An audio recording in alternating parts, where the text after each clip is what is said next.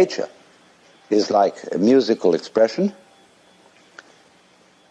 which means exactly what it says. Giraffes are giraffing, trees are treeing, stars are starring, clouds are clouding, rain is raining. And if you don't understand, look at it again. And people are peopling. We notice that all these suchnesses appear and disappear. They keep changing, they come and they go.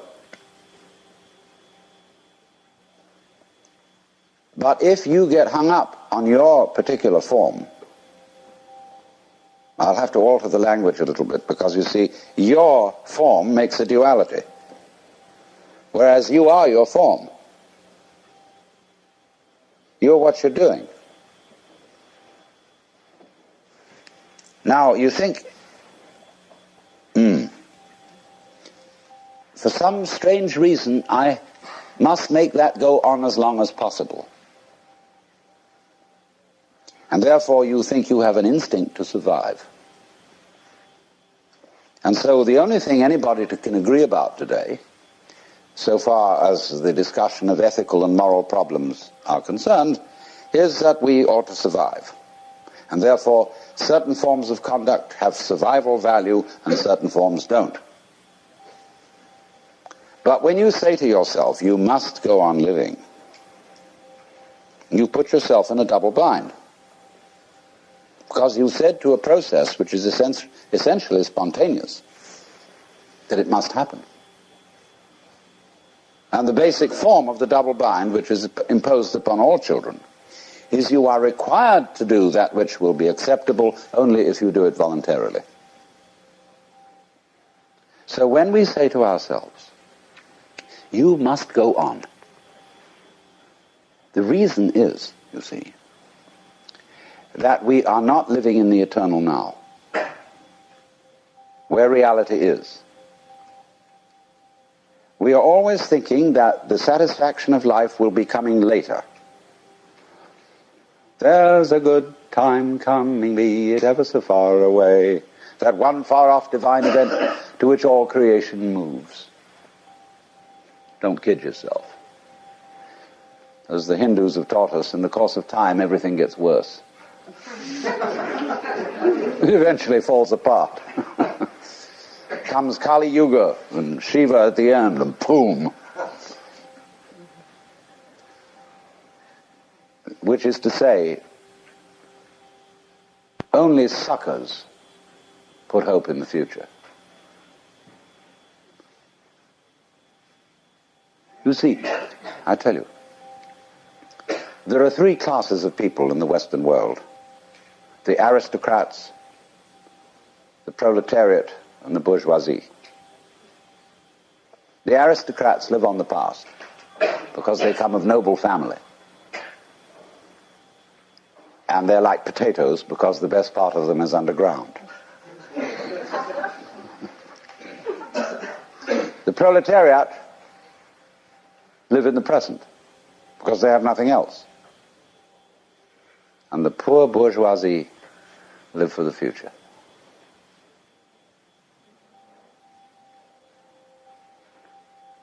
They are the eternal suckers.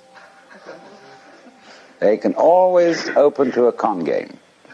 So when they find out that really there isn't much of a future, you're going to die, they transpose the future into a spiritual dimension. And they figure this material world is not the real world, but the spiritual world is the real world. And there will be somewhere, somehow, an eternal life for me. A charge to keep I have, a God to glorify, a never-dying soul to save and fit it for the sky. Well, then they say to them, what are you going to do there? Well, they haven't the faintest idea. You know that? If you ask theologians about what they think is going to happen in heaven, they just dry up. Oh, we're going to play harps, I mean, there's a symbolic meaning to that which I could go into, but the average person's idea of heaven is an absolute bore. I mean, it's like being in church forever. The children see this immediately. Children, when they hear a hymn like, "Weary of earth and laden with my sin, I looked at heaven and longed to enter in," they think, "Oh God, heaven is to be in church for always." And they think hell is preferable. There's at least some excitement going on. And you see it in medieval art. You go to the Metropolitan Museum in New York and you see Jan van Eyck's painting of the Last Judgment. Heaven on top, hell below. In heaven, everybody's looking like the cat that swallowed the canary, sitting in rows and very smug. God the Father as president, and oh dear. Beneath this, there's a winged skull, like a bat, and squirming bodies, all nude, all being eaten by snakes, and I don't know, there's a fantastic thing going on. But in that, you see, Van Eyck had a ball painting that, because in medieval way, it was the only way you could get away with painting nudes. And sexy scenes, sadomasochistic, see? So that's naturally why hell became much more interesting than heaven. So, therefore, this hope for the future is a hoax. It's a perfect hoax. And maybe we will make spiritual progress. Everybody puts it off. Maybe if I work at yoga for 10 years, 20 years, and do this thing, I will eventually make it to moksha, to nirvana, whatever. That's nothing more than a postponement. It's this business of, because you're not fully alive now, you think maybe someday you will be. Look, supposing I ask you, what did you do yesterday? No, what did I do yesterday? In fact, I'd forgotten. So, but most people will say, well, let me see now. Let me get out my notebook. I got up at 7:30 and I brushed my teeth and I read the newspaper over a cup of coffee. And then I looked at the clock and dressed and got in the car and drove downtown and did this and that in the office and so on, and you go on and on and on, and you suddenly discover that what you've described has absolutely nothing to do with what happened. You've described a scraggly, skeletal, fleshless list of abstractions. Whereas if you were actually aware of what went on, you could never describe it. Because nature is multidimensional. Language is linear. Language is scrawny. And therefore, if you identify the world as it is with the way the world is described, it's as if you were trying to eat dollar bills and expect a nutritious diet. Or eat numbers. A lot of people eat numbers. People play the stock market.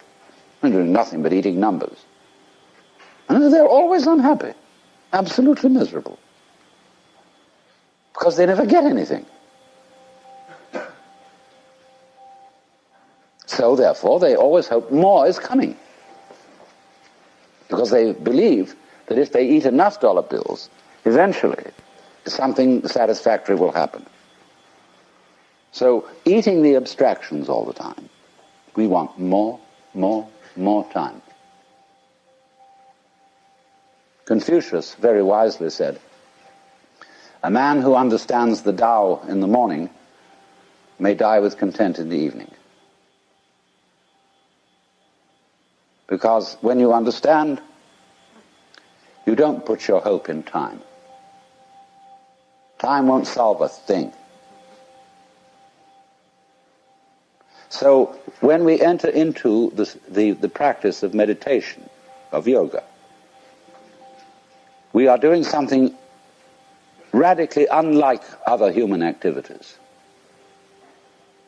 Of course, the way yoga is sold in the United States, like everything else, is that it's supposed to be good for you. It isn't. It has nothing to do with anything that's good for you. It's the one activity which you do for its own sake, and not because it's good for you, not because it will lead anywhere, because you cannot go to the place where you are now, obviously. Yoga is to be completely here and now. That's why the word yog means join. Get with it. Be completely here and now. This is the real meaning of concentration, to be in your center. And the Christian word for sinning in Greek is amatanin, which means to miss the point.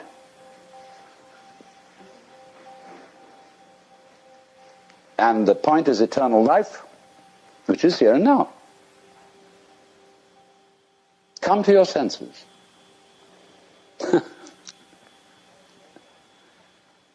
So yoga is defined in Sanskrit, in the Yoga Sutra, Yoga Chitta Vritti Nirodha. Difficult to translate, but roughly, yoga is the stopping of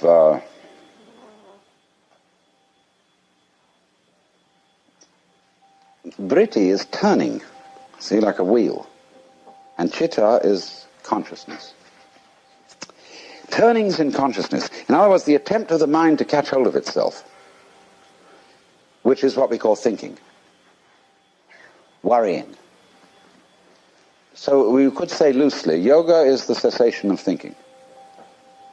It's not the cessation of awareness, but of symbolizing, trying to touch reality in terms of thoughts, symbols, descriptions, definitions. Give it up. It's not easy because we do it habitually. But until there is silence of the mind, it is almost impossible to understand eternal life, that is to say, eternal now. If you could come to the place where you suspend conceptions. Conceptions in Sanskrit are called vikalpa. And so this state is called nirvikalpa, not conceptual. And this will be basic to everything I'm going to talk to you about. To understand non-verbal reality, non-conceived reality, what I call suchness, tathata.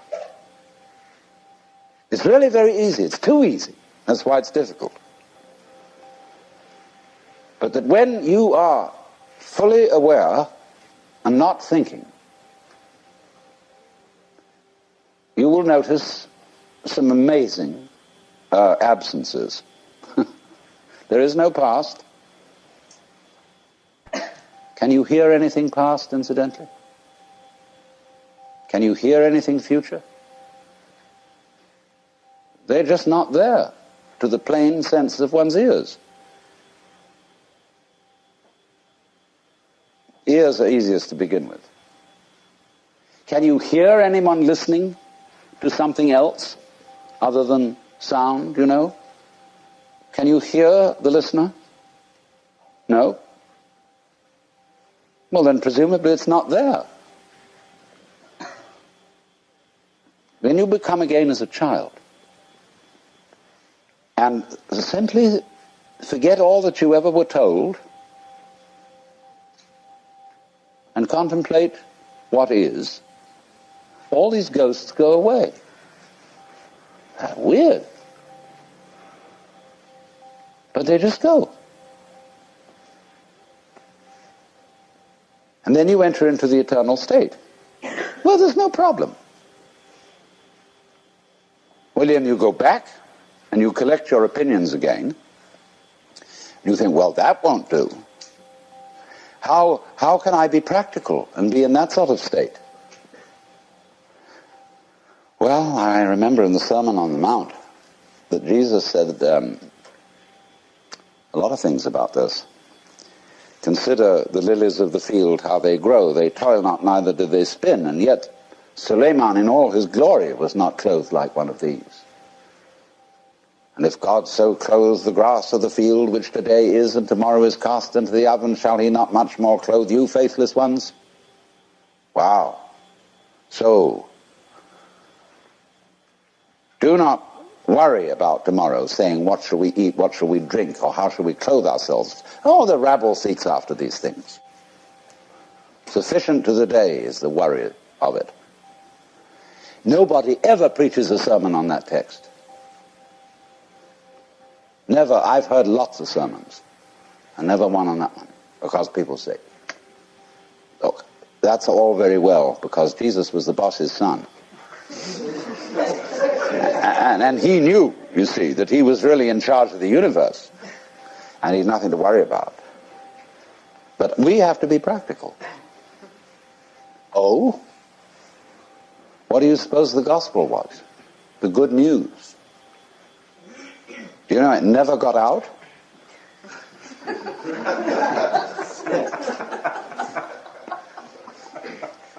You too are the boss's son. That was the gospel.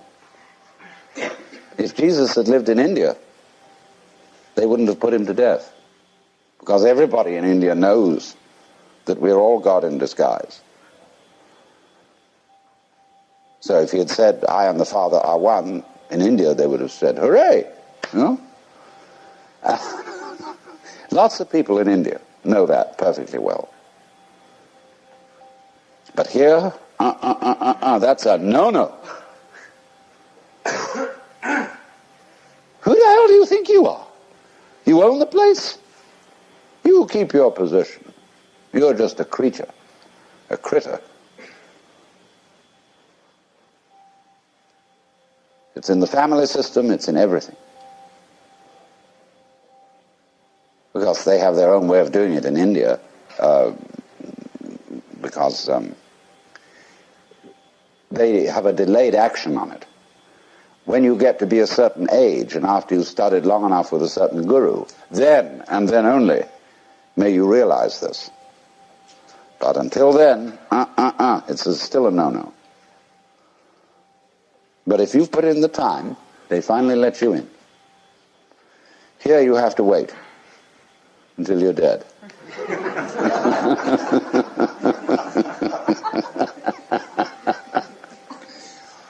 Well, all that's bullshit. The only place to begin is now. Because here's where we are.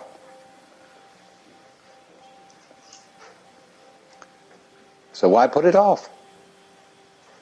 A lot of people say, well, I'm not ready. What do you mean you're not ready? What do you have to be ready? Well, I'm not good enough because I'm neurotic. I'm perhaps not old enough, not mature enough for such knowledge. I still am frightened of pain. And of course I'd have to overcome that. I'm still dependent on material things. I have to, eat a lot and drink a lot and sex around and all that kind of thing. And I think that I better get all that under control first. Oh? You mean you've got a case of spiritual pride? You want to be able to congratulate yourself for having gone through the discipline which is rewarded with realization.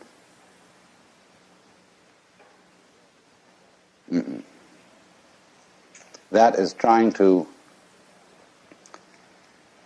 quench fire with fire. In other words, the reason, wouldn't it be great to be a mystic? Look at it this way. I mean, crazy, to have no fear, no attachments, no hang-ups, to be as free as the air, so that, you could just wander out in the streets and give away all your clothes to the beggars and let go of the whole thing, let it all hang out. Wouldn't it be crazy to have that courage?